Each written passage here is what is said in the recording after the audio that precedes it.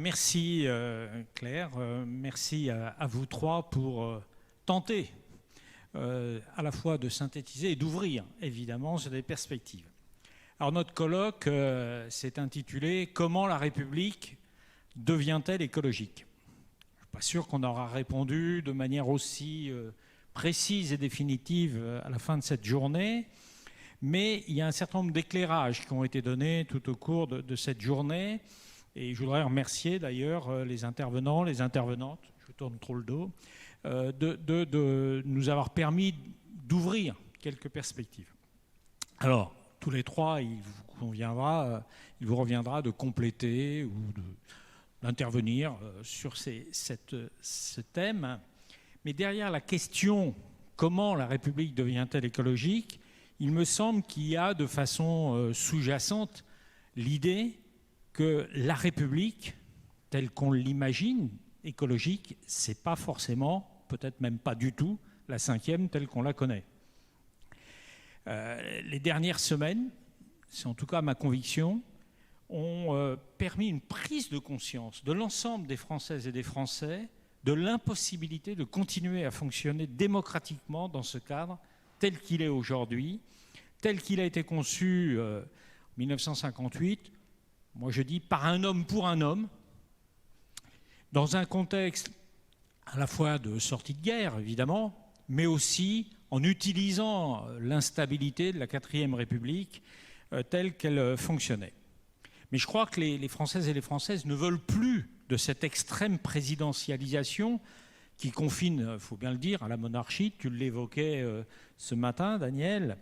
Ils ne veulent plus de cette représentation du peuple par des élus si peu représentatifs de ce peuple, c'est le moins qu'on puisse dire, et de sa diversité dans tous les sens du terme. Ils ne veulent plus que l'ensemble des politiques sociales, environnementales, sanitaires, démocratiques soient toujours soumises aux diktats des marchés financiers et de l'orthodoxie de la Banque centrale européenne. On peut dire, à mon avis, que le fond, ce néolibéralisme cynique, et la forme, l'incapacité à écouter et à prendre en considération la vie de la population, le fond et la forme, se rejoignent dans ce rejet massif. Alors comment faire pour qu'une république écologique succède à celle-ci? Comment sortir du productivisme à tout crin, tel qu'on le connaît aujourd'hui? Comment financer, par exemple, en ce moment, la protection sociale, dès lors qu'on ne veut plus que ce soit la croissance extractiviste qui serve de base à ce financement?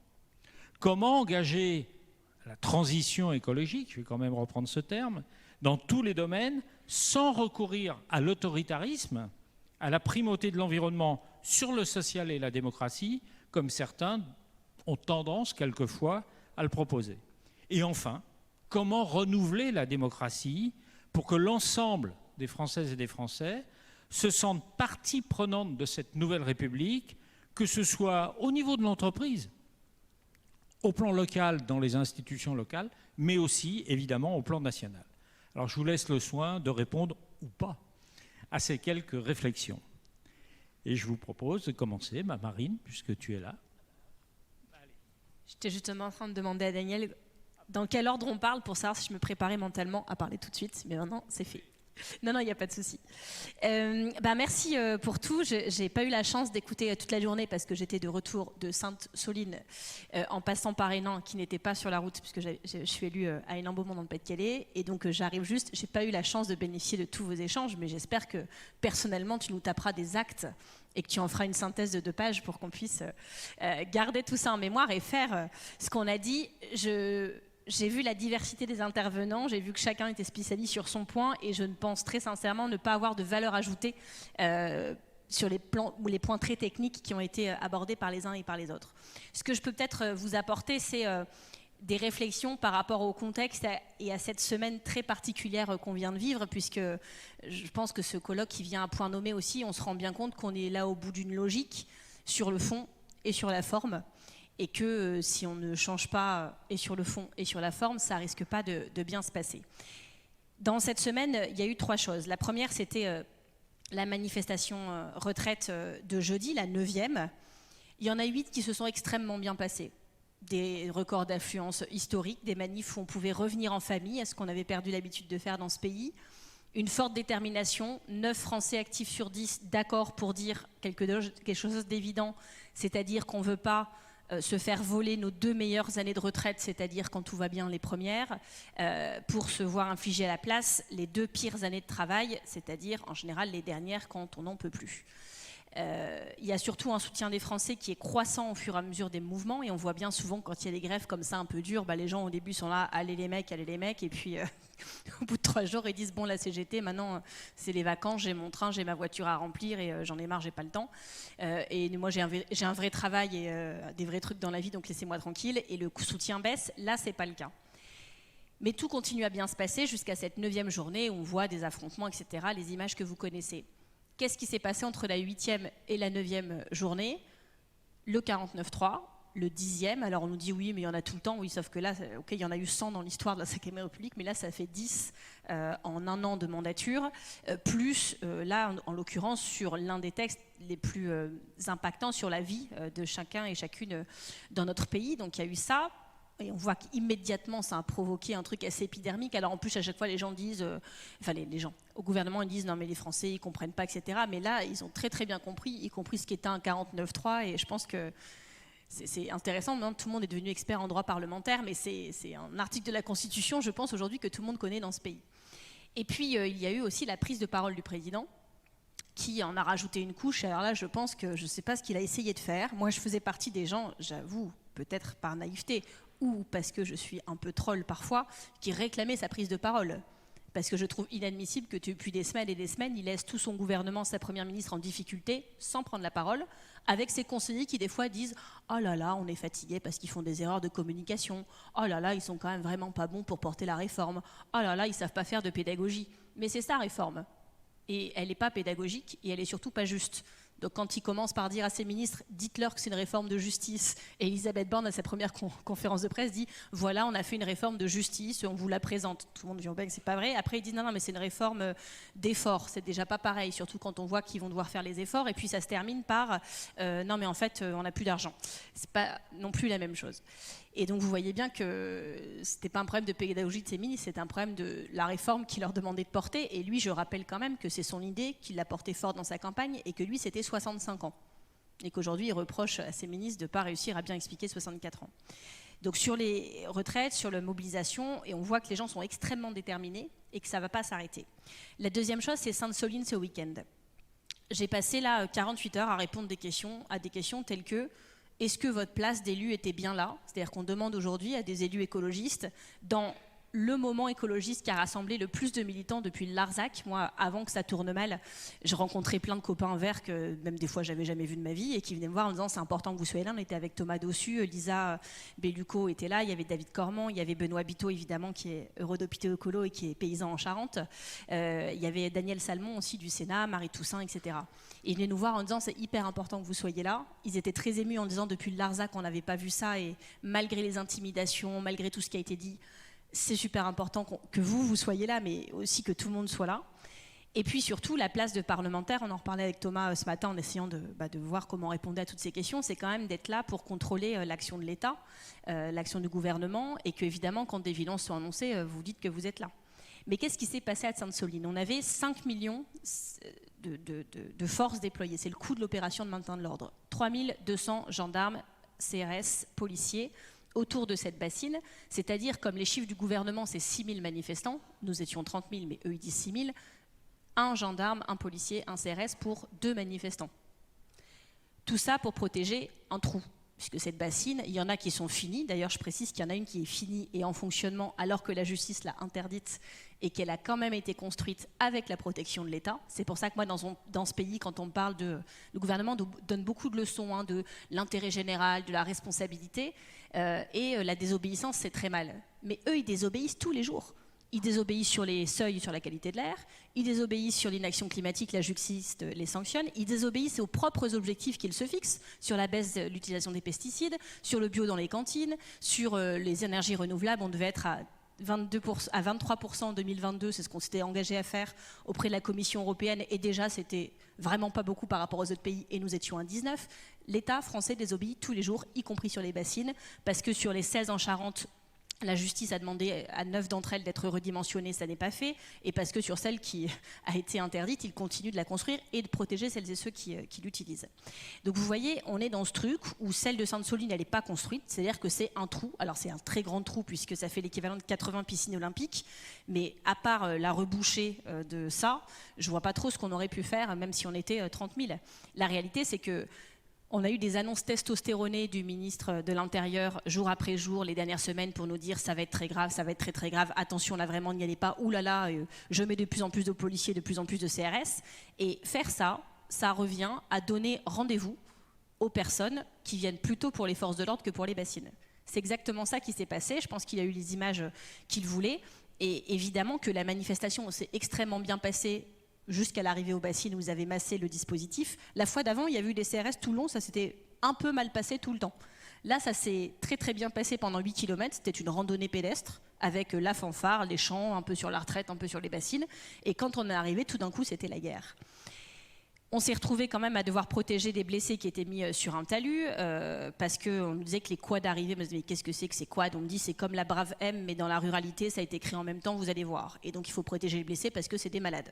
Ok, on fait la chaîne humaine avec les élus qui étaient là, écharpe apparente, on représentait évidemment aucune menace, on n'affichait aucune hostilité, et on s'est pris beaucoup de lacrymons, on a essayé de bouger les blessés, puis des grenades, je ne sais pas leur nom parce que je ne suis pas experte police-justice à BFM, mais peut-être un jour le saura-t-on, et on s'est retrouvé premièrement à évacuer les blessés, puis un peu plus loin, puis à négocier avec la préfecture et la gendarmerie qu'ils soient vraiment évacués dans un vrai hôpital, ce qui a pris beaucoup trop longtemps, surtout pour les cas les plus graves, et on sait qu'un jeune homme est à cette heure entre la vie et la mort.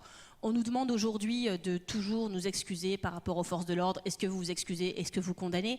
Évidemment, on est chez les écologistes, on est pour la non-violence, c'est ce qu'on porte depuis toujours. N'est-ce pas, monsieur Gérard Lévy, que j'ai vu poser une question tout à l'heure? On a une commission paix et désarmement, n'est-ce pas, dans notre parti? Je crois qu'on est le seul. Et évidemment qu'on condamne, mais j'ai entendu très peu les ministres condamner aussi ou s'intéresser au sort des 200 blessés, et ça, on n'en parle pas du tout. Eux, on leur demande jamais. Tout pèse sur nous. On voit bien qu'on est dans un moment, du coup, qui, d'un point de vue républicain, est difficile, parce que ce qu'on nous demande, en fait, ce qu'ils voudraient nous entendre dire, c'est qu'on va arrêter d'aller manifester contre les bassines parce que c'est devenu dangereux de manifester. Et si, dans un pays comme la France, on ne peut plus manifester sur les sujets écolos, de manière non violente, c'est quand même un petit problème. On est en 2023, les enfants qui naissent cette année, on ne sait pas leur garantir que la planète sera encore habitable pour leurs 30 ans. Et ce qu'il faudrait, c'est qu'on reste chez nous. Et donc, moi, je vais continuer à dire, et je vous invite à faire de même, que nous, notre sujet, c'est l'écologie, et on continuera à se mobiliser pour, parce que c'est notre travail, et il a été de notre responsabilité politique. En tout cas, je pense que ça aurait été une faute de ne pas l'être de ce week-end. Et puis, le maintien de l'ordre, c'est la responsabilité de l'État et du ministre de l'Intérieur. Et on ne peut pas être blâmés, nous, pour ça. Mais il se passe là, depuis quelques heures, un truc plus grave, c'est que je suis censée aller demain en Lot-et-Garonne et que je reçois un communiqué de presse de la coordination rurale.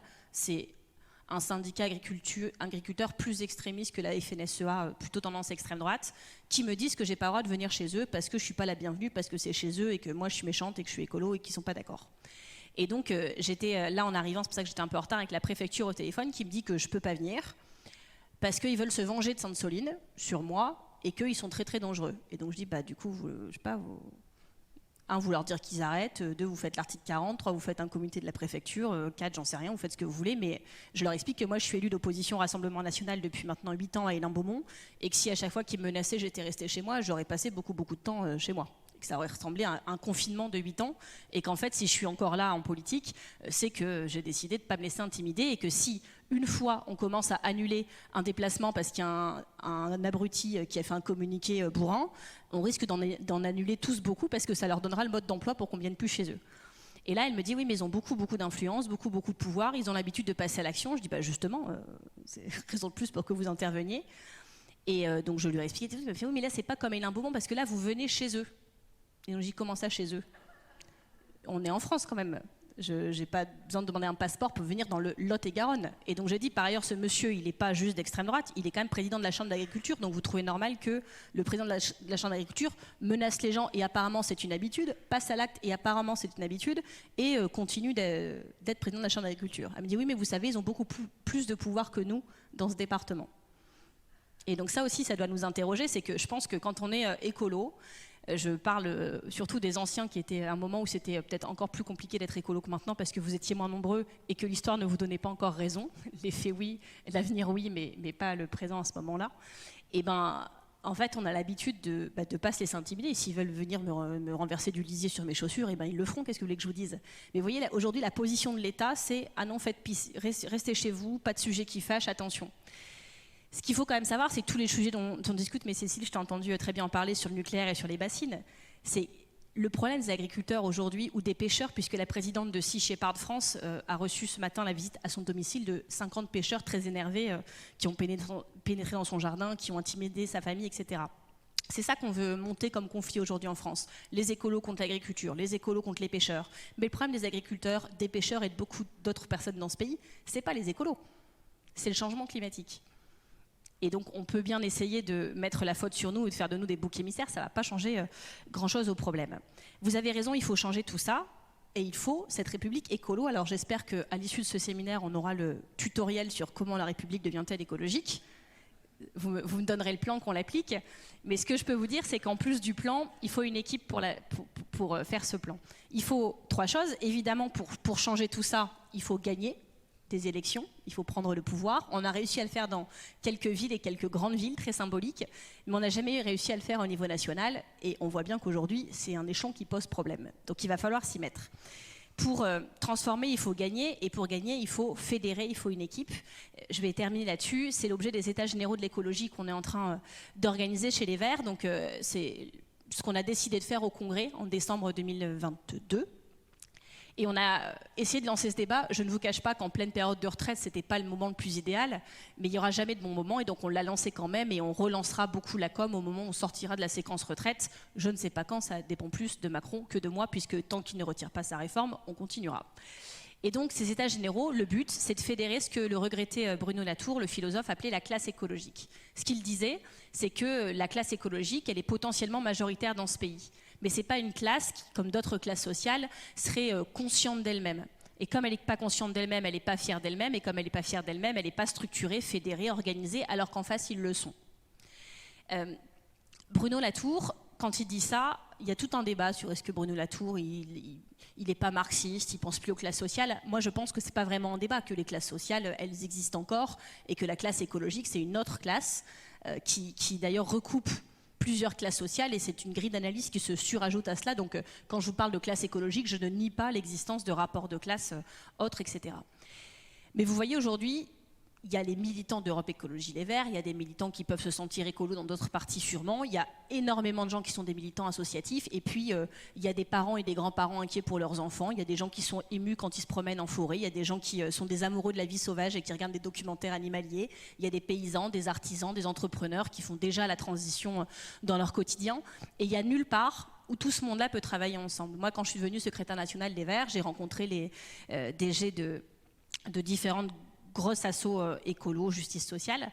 Et moi, j'avais l'impression qu'il y avait des endroits secrets où on n'était pas parce qu'on était politique, où ils se coordonnaient. Sur le nucléaire, par exemple. Quand on est arrivé, on a dit qu'il faut reprendre la bataille sur le nucléaire. J'ai dit, c'est où l'endroit où vous bossez tous ensemble? Ça n'existait pas parce qu'en fait, je pense que quand on est écolo, on a tellement d'urgence tout le temps, parce qu'on n'est pas assez par rapport aux enjeux, qu'on pédale beaucoup, on a la tête dans le guidon, et en fait, plus personne ne prenait ce temps-là.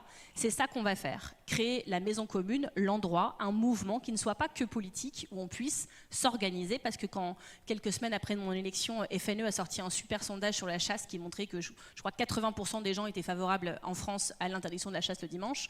Si on l'avait su ne serait-ce qu'une semaine avant, on aurait pu, nous, monter une campagne qui serait sortie le jour même, ainsi que d'autres assos, et se coordonner. C'est ça qu'on doit faire. Mais comme on a beaucoup parlé aujourd'hui de démocratie, moi je pense que la démocratie ouverte, participative, c'est un outil riche, que beaucoup en politique ne croient plus à ça, mais que notre force est d'y croire encore. Et dans les villes où on le fait, ça se passe plutôt bien. C'est pour ça qu'on travaille avec Léonore Monconduit, qui a gagné Poitiers, qui gouverne Poitiers comme ça depuis, et qui a beaucoup conçu avec Charles Fournier aussi ce dispositif avec nous. Donc on a lancé ces états généraux. Le but, c'est de créer ce grand mouvement, s'organiser, se fédérer. Mais si c'est moi ou Léonore ou Yves Contasso, c'est à côté de moi, mais il y en a plein d'autres, qui disent on va faire de nouveaux mouvements comme ça ne marchera pas parce que nous, on est déjà là. Et comme on est déjà là, c'est pas vraiment nous le problème.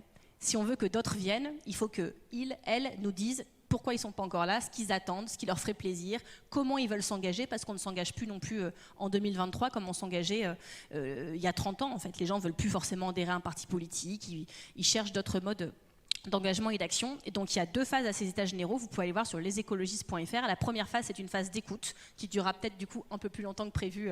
On s'était donné 150 jours, mais peut-être qu'il faudra plus longtemps du fait des retraites.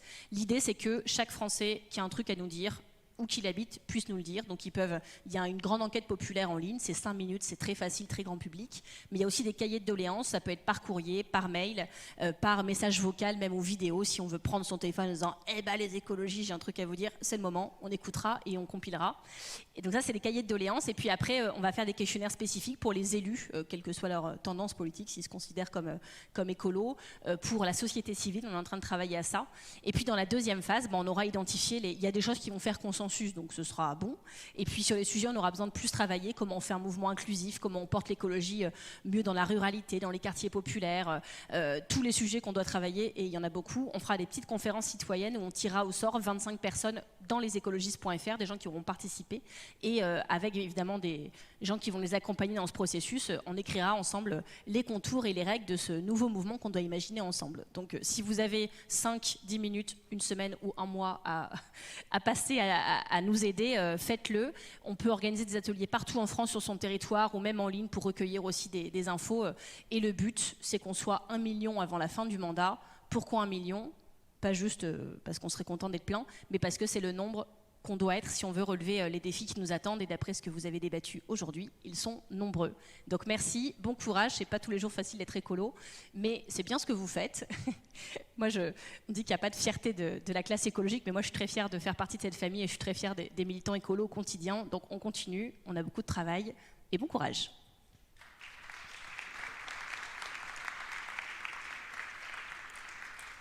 Merci Marine, toujours aussi enthousiaste, et c'est nécessaire. Dan, je te propose, avant que Daniel, organisateur, conclue cette journée, de dire quelques mots. Tu es adjoint à la maire de Paris, en charge de toutes les questions environnementales, climatiques. Ça marche, le micro, ça y est.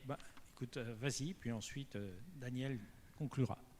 Je vais être très rapide après l'intervention de Marine, que je salue. Je voudrais d'abord remercier l'Académie du Climat d'avoir organisé ce colloque, et évidemment Daniel Breuiller pour l'organisation de la journée. Je n'ai pas eu la chance, comme Marine, d'assister à cette journée, donc je ne vais pas faire la conclusion. D'ailleurs, il n'y a pas de conclusion à faire, même intermédiaire de cette journée. Mais je voudrais essayer de prolonger l'intervention de Marine à l'instant. Ce qu'on a vu à Sainte-Soline ce week-end, c'est vraiment le niveau de violence, le niveau de gravité des blessures infligées aux manifestants et aussi, dans une moindre mesure, aux forces de l'ordre. C'est l'échec des institutions de la Ve République, pour répondre à ta question, Yves, en introduction. C'est vraiment... Il n'y a plus actuellement, sur des sujets aussi importants que la privatisation de la ressource en eau, parce que c'est ça qui est à l'œuvre à Sainte-Soline, d'espace de dialogue démocratique dans ce pays, en dehors d'une verticalité des institutions. Et le fait d'avoir interdit cette manifestation, le fait de n'avoir pas protégé la liberté de manifester, le fait de s'être opposé à l'arrivée des secours pour soigner les blessés, ce sont des signaux démocratiques extrêmement graves de l'état de nos institutions dans ce pays. Et c'est aussi l'absence d'espace de dialogue démocratique qui explique la violence des affrontements sur les enjeux. Et pareil sur la question des retraites, puisque tout s'est bien passé jusqu'à la 9e journée, et on a une stratégie de la tension. On a une stratégie de la tension qui est mise en œuvre au plus haut niveau de la République française, pour avoir des affrontements, pour avoir des images, pour avoir des incidents qui justifient une répression qui est absolument condamnable d'un point de vue démocratique, d'un point de vue légal, d'un point de vue réglementaire. Donc, je crois que on voit en germe, et malheureusement c'est tragique, on a oublié ce qui s'est passé à Sivens, on a oublié ce qui s'est passé avec Rémi Fraisse, et on voit qu'on est toujours dans les mêmes schémas, en tout cas de maintien de l'ordre, de rupture du dialogue démocratique est nécessaire. Il faut qu'il y ait des endroits où la conflictualité politique puisse s'exprimer et puisse se traduire.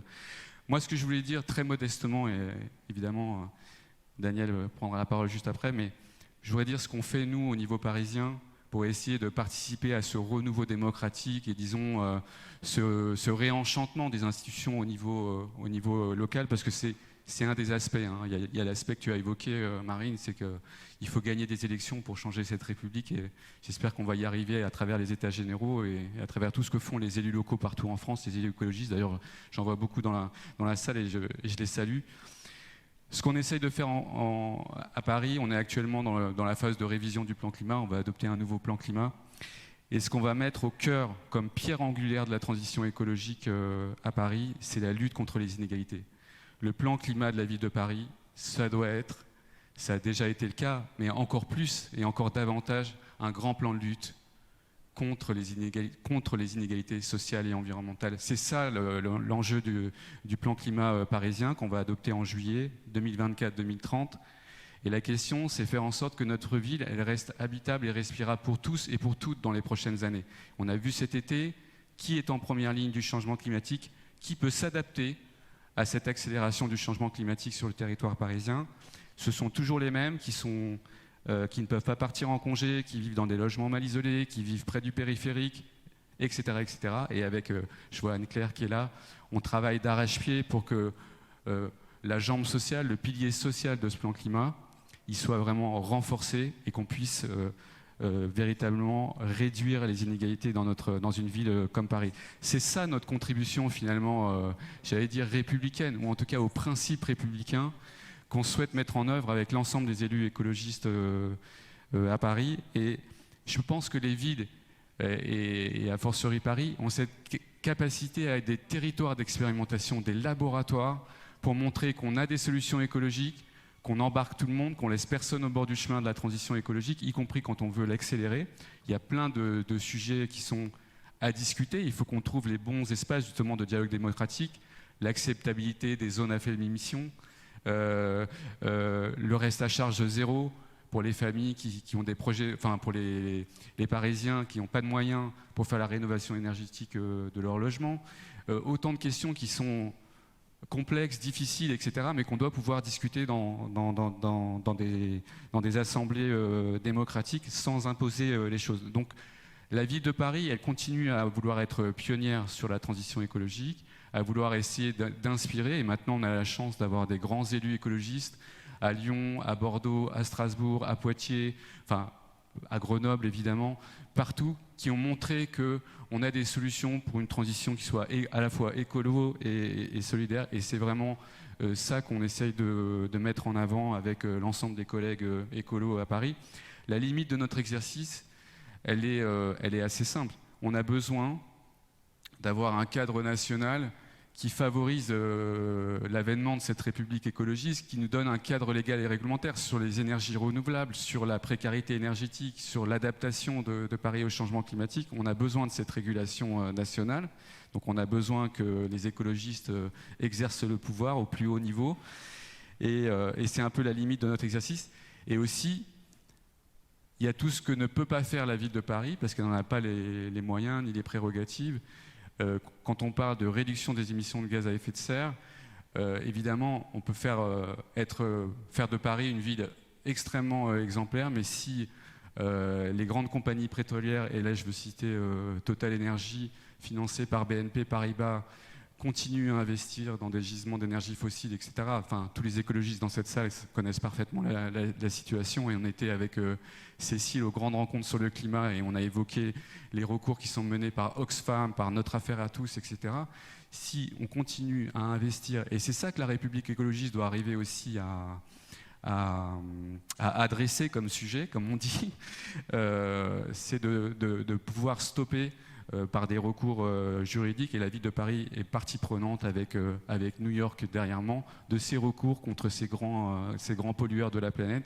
C'est aussi une façon de reprendre en main notre destin, et c'est ce qu'essaye de faire très modestement la ville de Paris et l'ensemble des élus écologistes parisiens. Merci. Merci Dan. Donc, je vais passer dans quelques instants la parole à Daniel pour la conclusion, la vraie conclusion de cette journée. Je voudrais juste, avant, remercier à nouveau, évidemment, toutes les équipes de Daniel qui ont fait, et notamment Sophie qui est là, qui a fait un énorme travail. Merci beaucoup. Merci beaucoup. Remercier évidemment Claire Monod, coprésidente de la Cité écologique, et toutes celles et ceux qui ont également permis cette réunion. Je voudrais vous dire, au titre de la Cité écologique, j'ai la chance d'en être le secrétaire général, d'ailleurs j'ai vu pas mal de gens de la Cité écologique, que si vous voulez être tenu informé de ce que nous faisons, parce que nous faisons régulièrement des séminaires sous une autre forme, et vous en trouverez d'ailleurs la traduction dans notre revue Propos qui se trouve à la librairie Utopia. Il suffit d'envoyer un mail c'est assez simple, institut.cité.écologique@gmail.com et on vous tiendra informé de tous nos séminaires. La prochaine série est importante, elle s'appellera Écologie ou barbarie, et vous voyez bien à quel point c'est d'actualité. Et puis, je voudrais aussi remercier évidemment Utopia qui nous accompagne et nous permet de nous rafraîchir à la fois et d'approfondir notre réflexion à travers cette offre magnifique de livres, très bien choisie pour cette journée. Merci à toute l'équipe d'Utopia. Et donc, il y a des signatures de livres, me dit-on, pour les auteurs qui sont ici présents. Et maintenant, Daniel, c'est à toi qu'il revient de terminer cette journée. Il n'y aura pas de questions après, hein, là on termine. Alors, la République écologique, c'est pour quand ? Je ne vais pas donner la date immédiatement, mais je vais quand même donner un motif d'espoir. Dans un monde, je l'ai dit à l'inauguration, où il y a quand même souvent de l'éco-anxiété, du pessimisme, des inquiétudes, moi je dois vous dire que l'intelligence concentrée dans cette salle pendant 6 heures montre l'immense capacité à inventer cette république écologique, et par ailleurs, les interventions montrent la nécessité de l'inventer. Marine vient d'évoquer cette semaine bouleversée et bouleversante. La démocratie, ça a été fait pour éviter la guerre.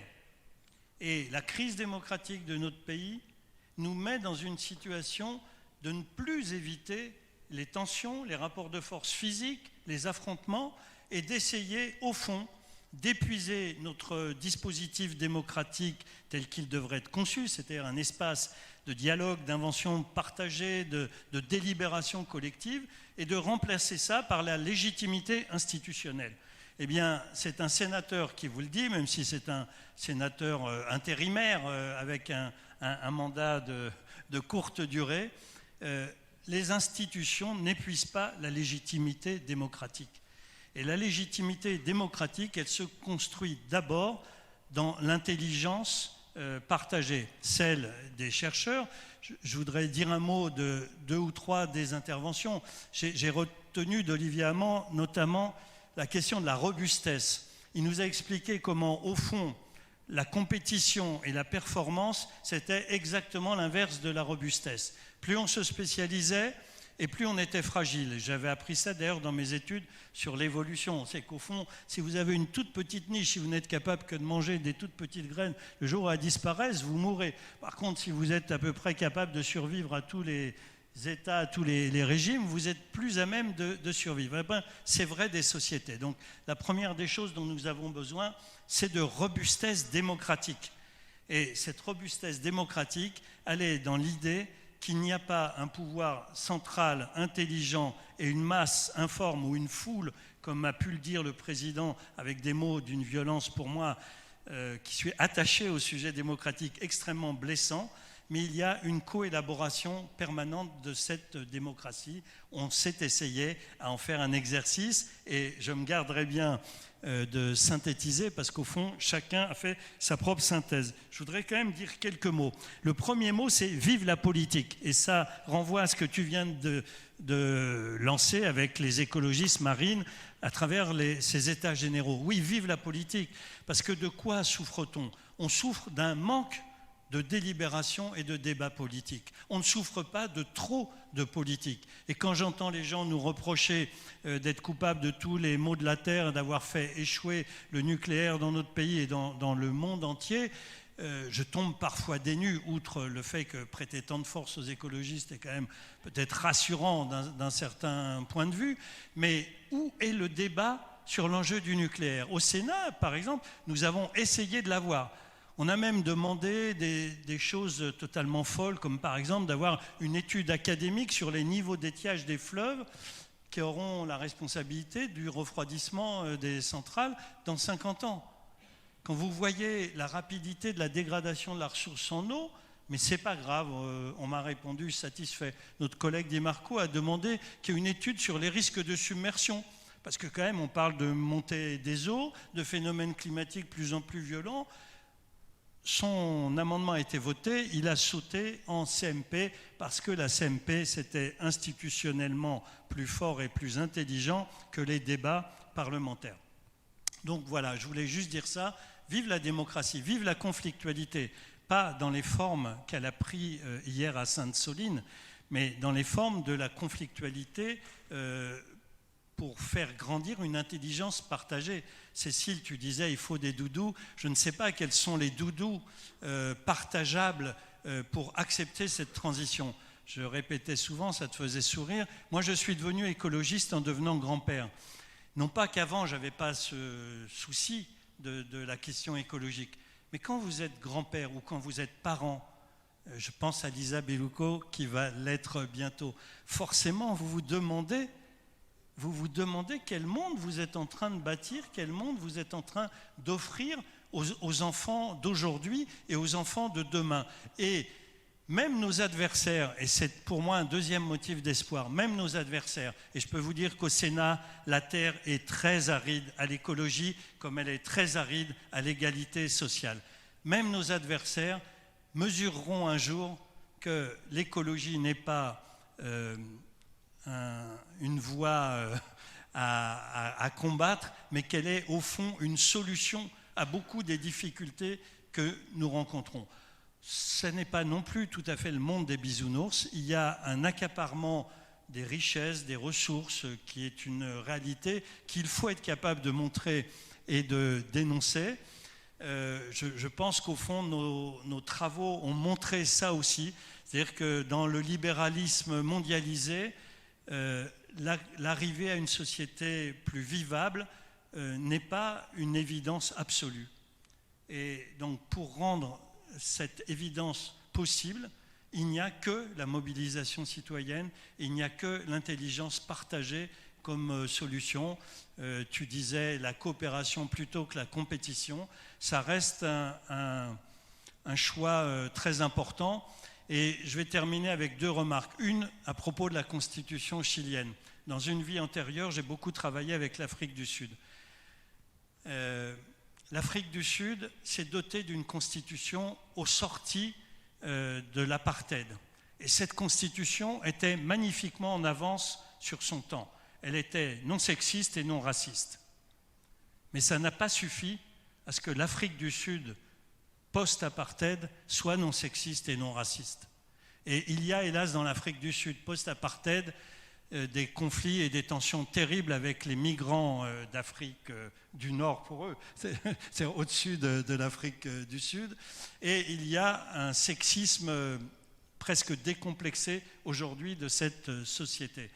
Donc les constitutions sont des outils, comme les institutions sont des outils, mais ce ne sont jamais les solutions. Ce qu'est la solution, c'est peut-être le processus constituant. Et au fond, si cette constitution chilienne n'a pas abouti, peut-être que le processus qui a permis son élaboration, lui, continuera à porter ses fruits. Et c'est finalement ma conclusion.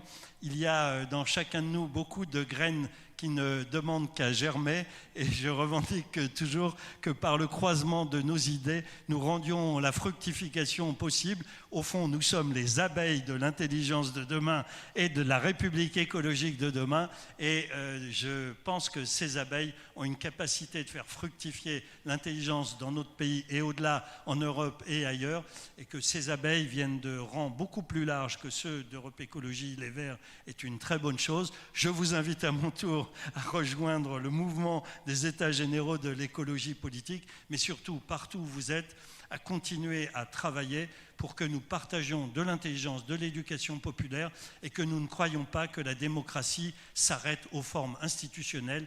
Nos institutions ont besoin d'une république écologique, c'est-à-dire d'une forme plus itérative de rapport entre citoyens et production des décisions publiques. Nous en sommes loin, nous avons beaucoup de progrès à faire, mais c'est stimulant, parce que s'il n'y avait pas de progrès à faire, nous n'aurions plus qu'à rentrer chez nous. Là, nous avons encore à nous mobiliser, à combattre, et c'est ce que je nous souhaite. Et encore une fois, merci à tous les intervenants de montrer qu'il y a de l'optimisme lorsque tout va mal. Au fond, c'est la seule réalité qui compte. Nous avons une ardente nécessité à changer, et nous allons le faire ensemble.